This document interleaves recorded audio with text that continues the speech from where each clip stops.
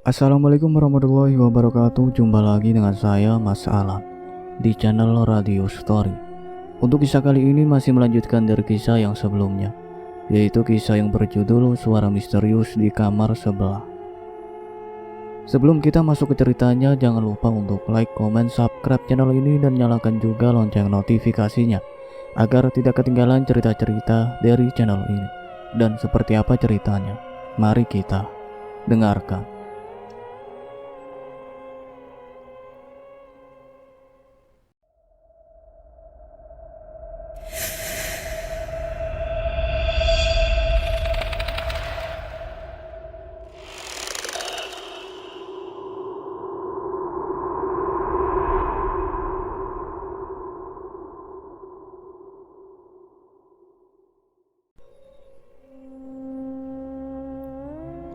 Perlahan-lahan hujan mulai reda, dan langit pun mulai terlihat menampakkan cahayanya. Fajar dan Siska saling pandang, kemudian segera mencoba menyalakan kembali mobilnya dan akhirnya menyala. "Sudah menyala, Mas," ucap Siska dengan senang. "Sekarang kita harus pergi kembali ke rumah Simba. Kita harus meminta maaf padanya lagi. Dan jangan lupa meminta bantuan untuk memusnahkan si setan itu." Fajar kembali mematikan mesin mobilnya dan segera membuka pintu mobil. Siska hanya bisa pasrah dan mulai menyusul suaminya yang pergi keluar dari mobil. Siska membawa ponselnya di sakunya, dan ia melihat jam sudah menunjukkan pukul 6 dengan tanggal yang berbeda. "Mas, kupikir kita masih dalam pengaruh si Mbah. Lihatlah, ponselku menunjukkan pukul 6 dan tanggalnya pun berubah." Fajar menghentikan langkahnya. Ia kemudian berjalan menuju istrinya dan segera mengeluarkan ponsel di balik celana jeansnya. Mata pria parubaya itu membulat sempurna. Ia pun terkejut dengan penglihatan matanya yang menatap ponselnya yang saat ini menunjukkan tanggal berbeda.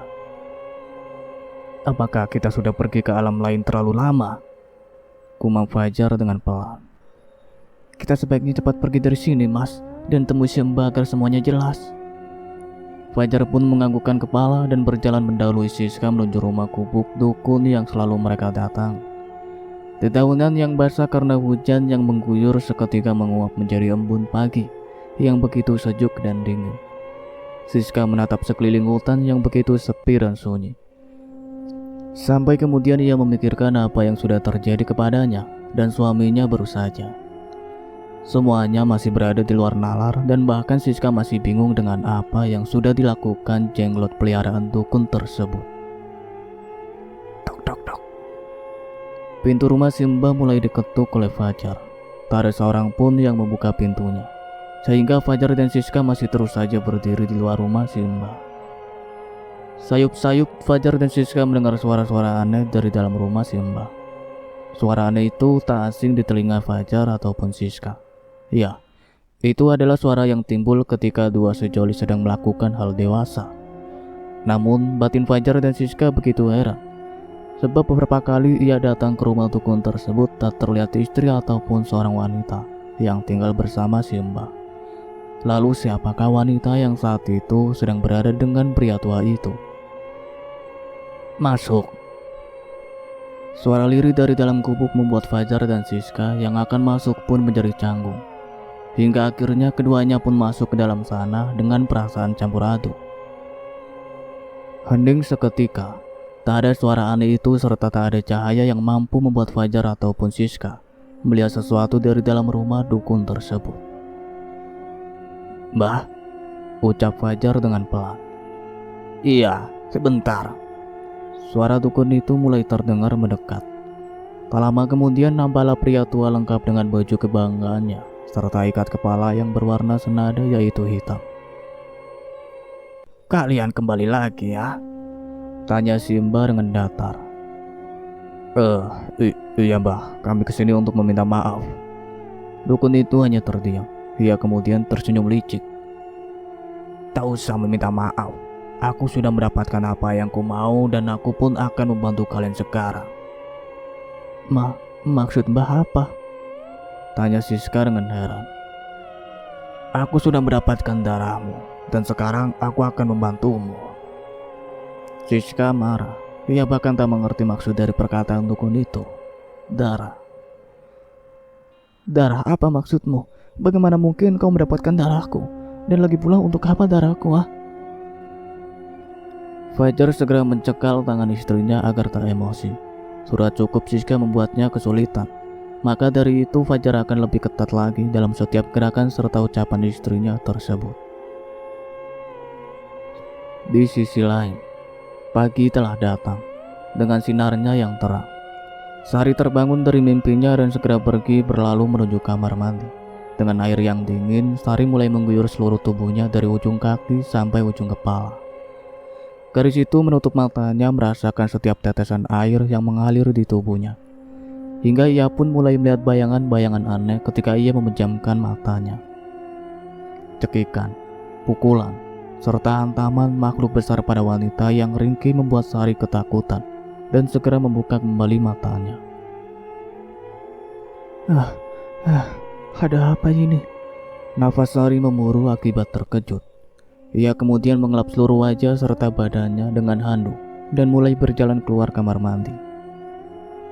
Sari yang masih terkejut segera memakai setelan kaos dan celana pendek miliknya. Ia kemudian diam dan menatap sekeliling kamarnya yang nampak begitu sepi. Apa yang barusan terjadi padaku? Gumam Sari dengan pelan. Sari berjalan menuju meja riasnya dan mulai membawa sisir rambut di tangannya. Ia terduduk di atas kursi dan menatap cermin yang memantulkan wajahnya. Hidung yang mancung, mata yang besar, serta kulit yang mulus membuat wajah Sari terlihat sangatlah sempurna. Ia memuji dirinya sendiri dan tersenyum. Sari bahkan melupakan kejadian yang baru saja terjadi. Entah siapa wanita yang malang itu. Yang jelas aku harus mencari tahu apa hubungannya denganku. Mengapa kejadian mengerikan itu terjadi padaku? Sari perlahan-lahan mulai menyisir rambut panjangnya. Tak lama kemudian pantulan di cermin kini menjadi sangat menyeramkan. Wajah dengan banyak bekas gigitan muncul tepat di hadapan Sari, sehingga gadis itu pun menjerit ketakutan dengan sangat kencang. Wajah menyeramkan penuh darah itu tersenyum dengan bibir yang robek sampai ke pipi. Terlihat jelas darah menetes dari ujung bibirnya serta banyak sekali belatung bermunculan dari sela-sela lubang bekas gigitan tersebut. Tolong aku, nak, ucap lirih sosok tersebut. Sari yang ketakutan pun berdiri dan mencoba beranjak pergi. Ia bahkan sampai terjatuh saking ketakutannya. Pergi dariku, pergi, jangan ganggu aku. Sari mengibaskan tangannya ke depan wajahnya. Ia bahkan tak kuasa menatap sekeliling kamarnya yang kini mulai gelap padahal hari masih pagi. Tolong bantu aku. Tolong selamatkan putriku. Suara itu benar-benar terdengar sangat pilu. Sari yang mengalami ketakutan sedikit memberanikan dirinya membuka mata. Ia bahkan mulai sedikit bangkit dari posisi jatuhnya dan mulai berdiri. Siapa kau? Tanya Sari pada bayangan hitam yang kini tepat berada di atas lemari pakaiannya. Arwah itu kini mulai mengganti wujudnya menjadi berubah bayangan hitam, sehingga Sari pun berani menatapnya walaupun masih terdapat rasa takut. Aku adalah... Belum sempat sosok itu berbicara pada Sari, ketukan kencang dari pintu kamar Sari berhasil membuat sosok itu pergi dan menghilang. Sari! Teriakan dari arah luar berhasil membuat Sari merasa kesal. Iya, sebentar, ucap Sari dengan ketus. Sari berjalan untuk membuka pintu kamarnya. Tambah Putri sedang berdiri dengan nafas yang sangat terengah-engah. Kau bicara dengan siapa tadi? Apa urusannya denganmu? Mau apa kau kesini? Putri terdiam. Ia bahkan bingung harus mengatakan apa, sebab ia tahu bahwa ada energi negatif yang saat ini mengincar adiknya. Tapi sampai saat ini Putri tak dapat menggambarkan sosok misterius yang tadi berbincang dengan Sari. Aku tadi mendengar kau sedang berbicara dengan seseorang, dan aku kesini hanya untuk memastikan kau baik-baik saja. Aku tahu kau sangat membenciku, namun aku tetap harus menjalankan tugasku menjagamu dan memastikan kau aman. Putri mencari alasan yang tepat agar Sari tak merasa curiga. Putri bahkan mencuri-curi pandangan ke dalam kamar Sari untuk melihat arwah yang tadi sedang mendekati adik tirinya tersebut. Kata perlu khawatir, aku baik-baik saja. Kau pergilah sana, makan kek atau main. Kau bisa menonton TV ataupun membaca buku. Aku sedang ingin sendiri dan kau tak boleh menggangguku. Putri yang masih fokus menatap ke dalam kamar Sari pun mulai mendengarkan ucapan adiknya tersebut. Bahkan ketika Sari menutup pintu kamarnya, Putri masih berusaha menatap kamar Sari, mencari sosok tersebut. Pintu ditutup dengan rapat. Putri mulai terdiam memikirkan siapakah sosok yang mencoba mendekati adiknya tersebut. Energi arwah itu benar-benar tak baik. Untung saja aku datang tepat waktu. Tapi siapa sebenarnya arwah itu? Mengapa semakin banyak gangguan ketika aku ingin membalaskan dendam pada Fajar dan Siska? Aku harus segera mencari tahu. Putri berjalan menuruni anak tangga dan segera bergegas menuju dapur. Ia bahkan bergumam dengan dirinya sendiri karena merasa bahwa arwah itu akan mencelakakan Sari. Non sedang apa? Tiba-tiba saja Bidarmi datang dan menepuk pelan pundak Putri yang melamun. Bidarmi merasa heran sebab warna kulit Putri kian hari kian pucat pasir seperti mayat. Bahkan tubuhnya pun dingin walaupun Bidarmi memegang bajunya saja. Hawa dingin dari tubuh Putri benar-benar terasa oleh Bidarmi. Aku hanya sedang mencoba memikirkan jawaban dari buku yang kubaca, Bi. Aku membaca buku dari kemarin malam dan buku itu adalah buku pelajaran Sari. Aku hanya belajar, iya, belajar. Putri mencari alasan yang terlihat berbelit-belit. Namun Bidarmi tak menaruh curiga sedikit pun padanya sebab Bidarmi pun tahu bahwa Fajar dan Siska akan menyalahkan Putri ke sekolahan yang sama dengan Sari agar bisa memantaunya. Ya sudah, kamu duduk dan tunggu saja di meja makan. Bibi akan siapkan dulu sarapan untuk kalian. Biarkan aku membantu Bibi. Putri tersenyum dan menghampiri Bidarmi yang tengah membuka lemari pendingin. Putri mulai mendekat dan menatap penuh binar daging-daging mentah yang tertata rapi di dalam sebuah wadah. Darah yang mulai mencair di sekeliling daging begitu menggiurkan baginya. Ia bahkan menelan ludahnya sendiri, saking tergoda dengan bau anyir yang menyeruak dari daging tersebut. Kenapa anak Putri menatap dagingnya seperti itu? Apa kamu mau makan daging ini? Bidarmi menatap Putri yang tampak termangu.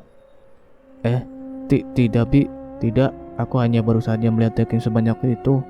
Maklum saya orang desa yang tak bisa makan makanan mewah, jadi aku sampai bersemangat ketika melihat daging sebanyak itu. Bidarmi mulai mengeluarkan daging tersebut dari freezernya. Terlihat jelas binar-binar dari mata Putri ke arah daging mentah itu.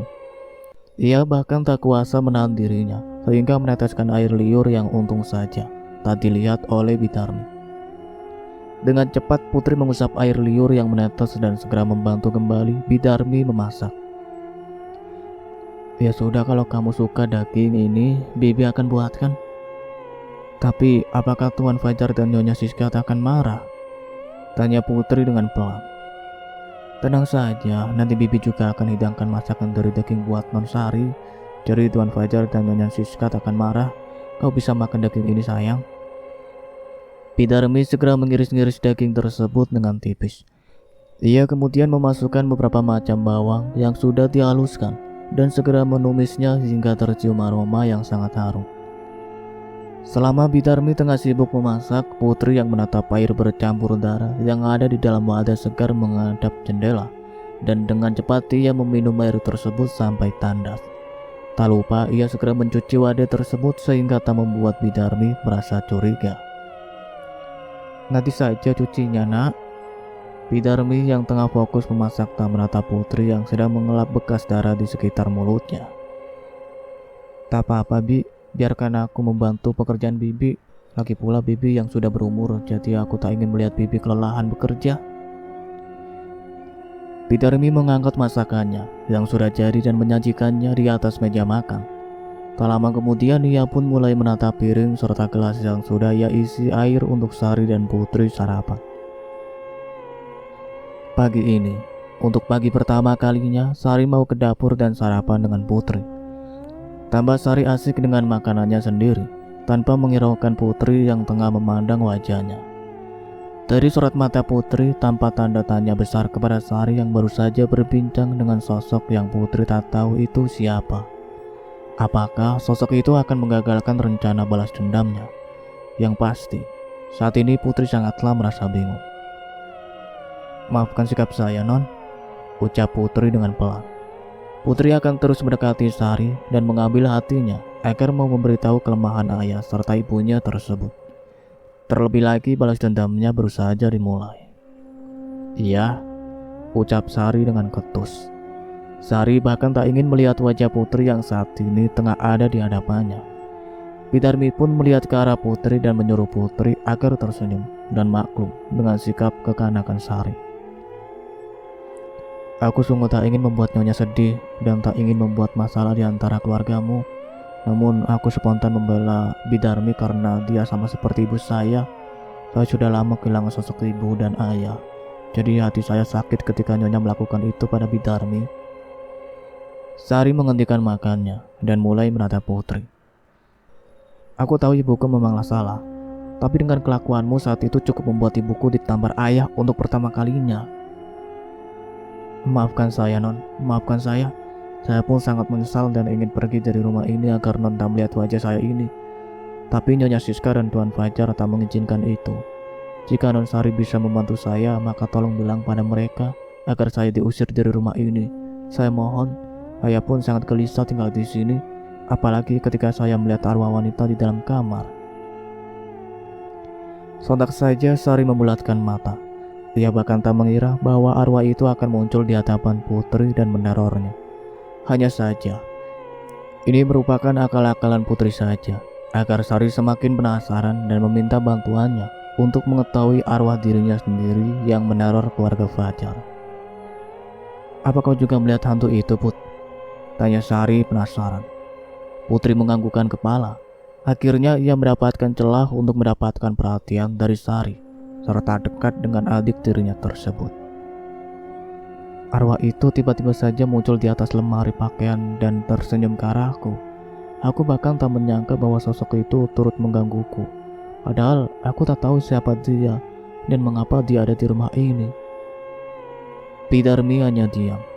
Ia takut mengatakan sesuatu hal yang bisa membuat Siska dan Fajar murka pada dirinya.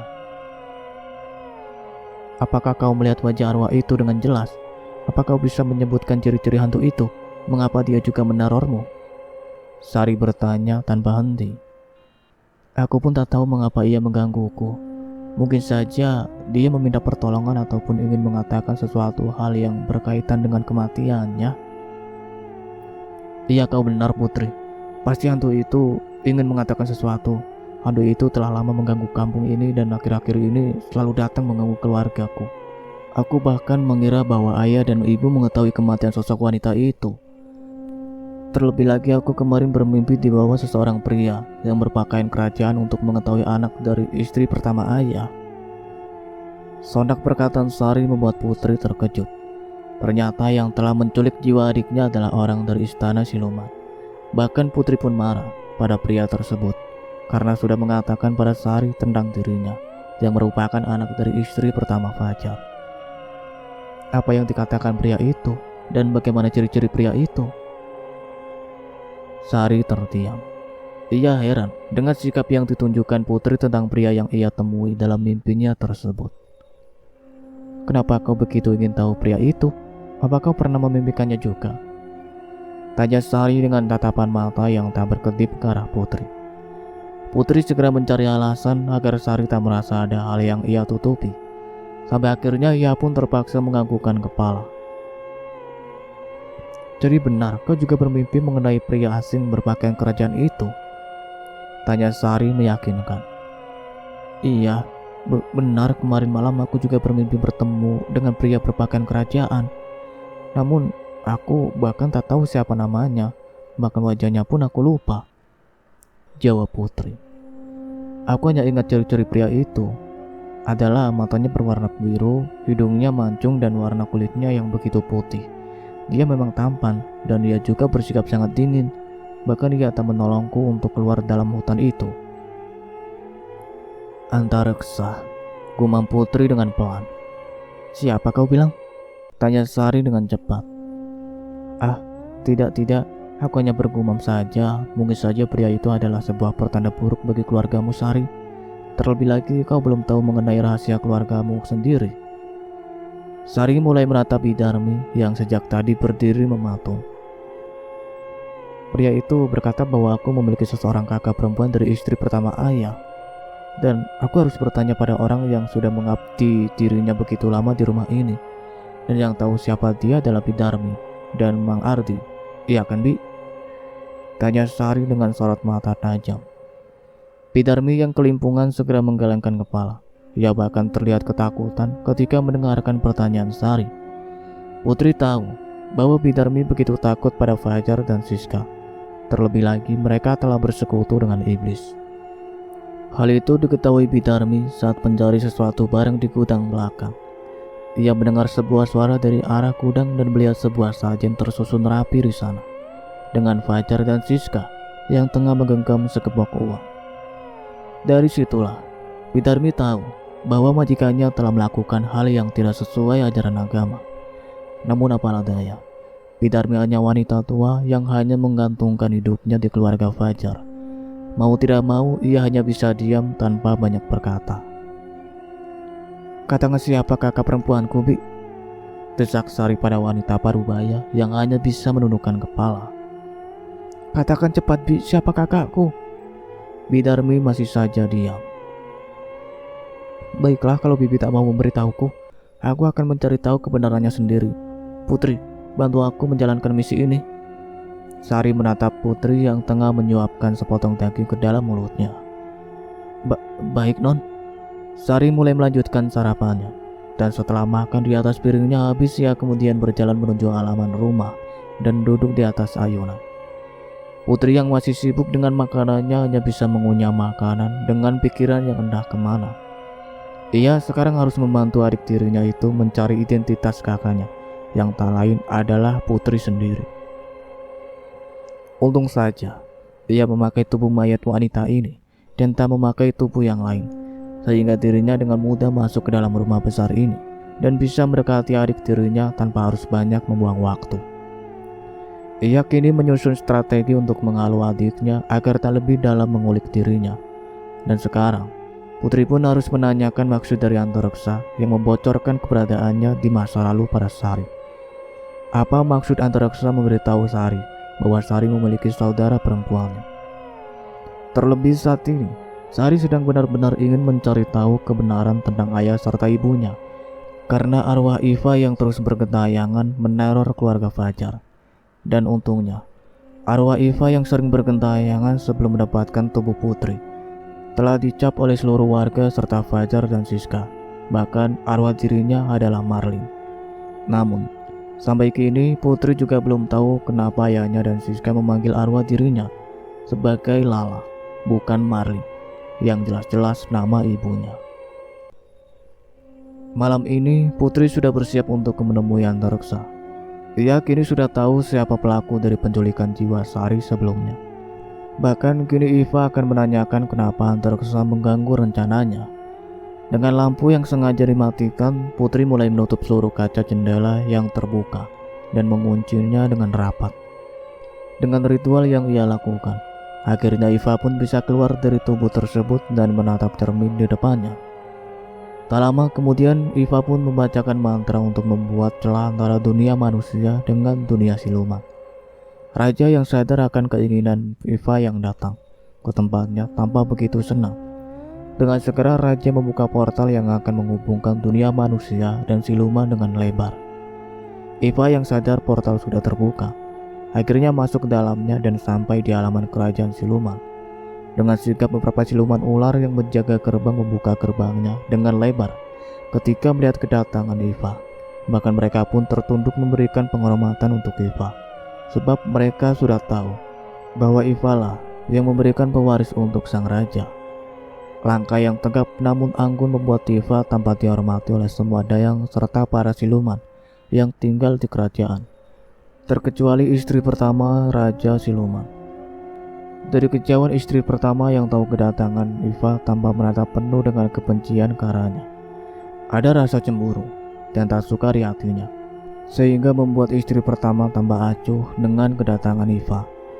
Bahkan saat mereka berpapasan, Iva tak menoleh sekalipun ke arah istri pertama Raja Siluman yang berada tepat di depannya.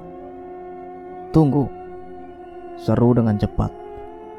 Iva menoleh dengan datar dan menatapnya dari ujung kaki sampai ujung rambut. "Ada apa?" tanya Iva dengan datar. "Kau mau apa datang kemari? Apa kau ingin kembali tinggal di sini ya? Sungguh enak sekali hidupmu, Iva. Kau bahkan tanpa malu datang kemari setelah melantarkan anakmu sendiri." "Aku menelantarkan? Apa aku tak salah dengar? Aku bukan melantarkan, tapi aku membuang bagian yang memang bukan keinginanku.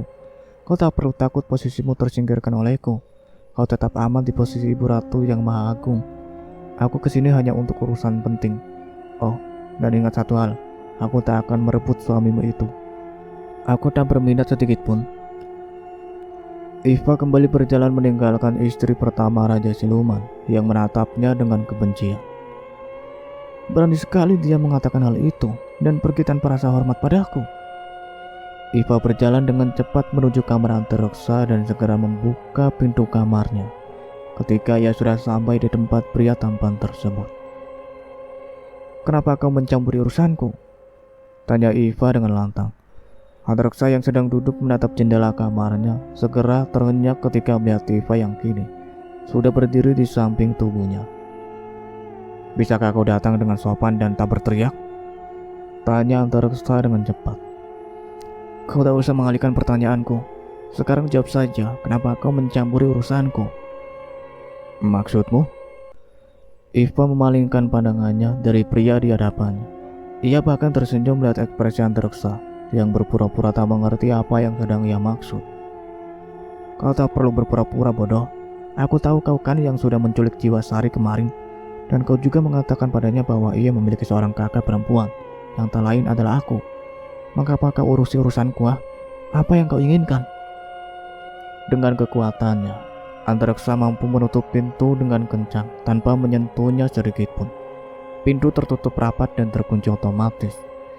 Antareksa bangkit dan kini tubuhnya berhadapan dengan Iva hanya berjarak 1 jengkal saja. Terlihat Iva kini mulai gugup dan memalingkan wajahnya. "Katakan sekali lagi dengan jelas," tekan antareksa pada Iva. "Kenapa kau ikut campur urusanku? Iva mulai mengangkat wajahnya sehingga kini wajahnya hanya berjarak 10 cm dari wajah pria di hadapannya. Tanpa aba-aba antareksa langsung mencium Iva dengan cepat. Iva yang mendapatkan perlakuan antareksa yang tiba-tiba hanya bisa terdiam, bahkan seluruh tubuhnya seolah membeku. Tanpa Iva ketahui, antareksa selalu saja merindukan akan kehadiran Iva di hidupnya. Bahkan sekarang pun secara spontan antareksa melakukan hal demikian. Di sisi lain, Fajar dan Siska kini berada di tempat pemuja iblis. Keduanya kini tengah berdiam diri di atas sebuah batu besar dengan seekor ayam hitam yang siap untuk sang dukun sembelih. "Aku akan menyiapkan iblis untuk membantumu menyingkirkan arwah itu. Namun iblis ini hanya akan mengikat kalian sementara, sebab aku tahu kau masih memiliki perjanjian pesugihan dengan iblis yang lain. Kalian hanya memberi makan saja padanya, seorang gadis yang masih perawan, untuk dia memuaskan nafsunya. Dan iblis itu akan datang berwujud sepertimu." Si Mbah menunjuk Fajar. Siska dan Fajar saling pandang. Keduanya masih bingung dengan apa yang dukun itu katakan. Namun keduanya segera menganggukkan kepala sebagai tanda setuju dengan syarat yang iblis itu mau. Siska pun tak keberatan dengan hal demikian. Yang melakukan itu bukanlah suaminya, melainkan iblis yang akan berwujud seperti suaminya. "Baiklah, kami setuju. Untuk gadis perawan kami bisa menyanggupinya.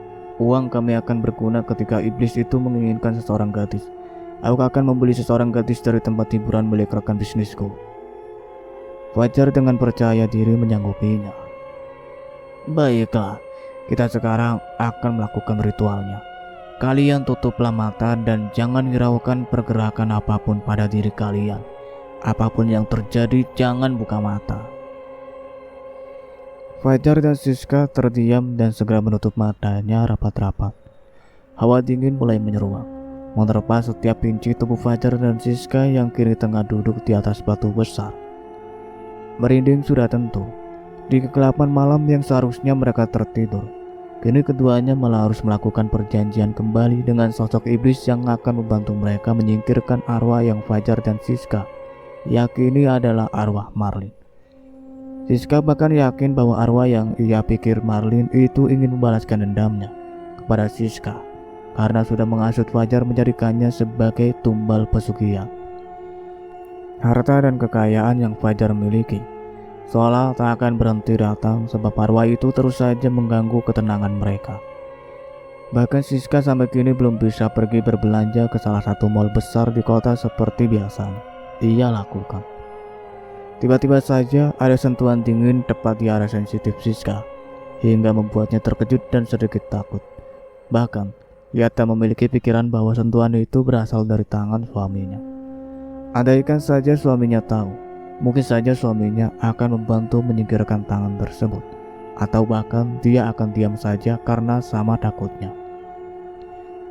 Tak lama kemudian, suara tawa berat yang berasal dari arah depan keduanya begitu menggelegar memekakan telinga. Siska dan Fajar yang terkejut semakin takut sebab suara iblis itu sangatlah kencang dan menggema. Dia sudah sampai, kalian bisa membuka mata kalian. Si Mbah mulai berbicara pada Fajar dan Siska.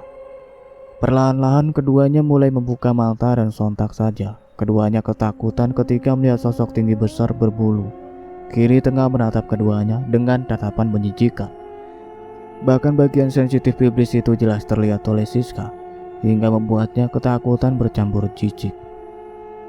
Bau busuk menyeruak ke sekitar hutan. Bahkan Siska yang tak tahan pun beberapa kali sempat mual, namun sebisa mungkin menahan agar dirinya tak muntah sebab takut membuat iblis itu marah dan murka. Apa yang membuat kalian memanggilku manusia? Si Mbah melakukan gerakan sujud dan segera bangkit menatap kembali iblis itu dengan senyuman di wajahnya. Anakmu ini ingin meminta perlindungan serta ingin meminta bantuan darimu. Bantuan? Sungguh hanya akulah yang bisa membantu kalian dalam masalah yang sedang dialami. Aku senang karena kalian memanggilku. Siska dan Fajar hanya bisa menundukkan kepala. Tubuh keduanya terlihat bergetar karena menahan takut.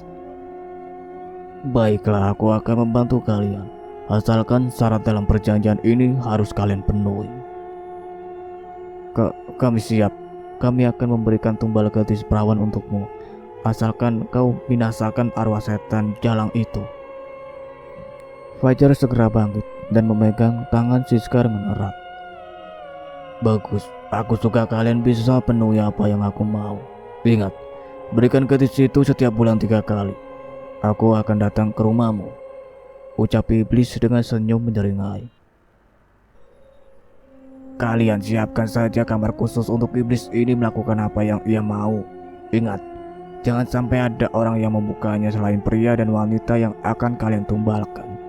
Jika sampai ada gadis yang bukan tumbalnya datang, maka mau tidak mau ia harus melayani iblis ini, bahkan ketika ia menginginkannya. Hiasilah kamarnya seperti kamar pengantin. Si Mbah mulai berjalan ke arah Siska dengan wajah yang datar. Baiklah Mbah, kami akan siapkan satu kamar khusus untuk iblis ini. Siska menatap Fajar seolah berkata ia takut bahwa Sari akan membuka pintu kamar yang nantinya akan ia gunakan tempat bercumbu sang iblis. Cukup sekian ceritanya sampai di sini, nantikan kelanjutan ceritanya. Saya akhiri, wassalamualaikum warahmatullahi wabarakatuh.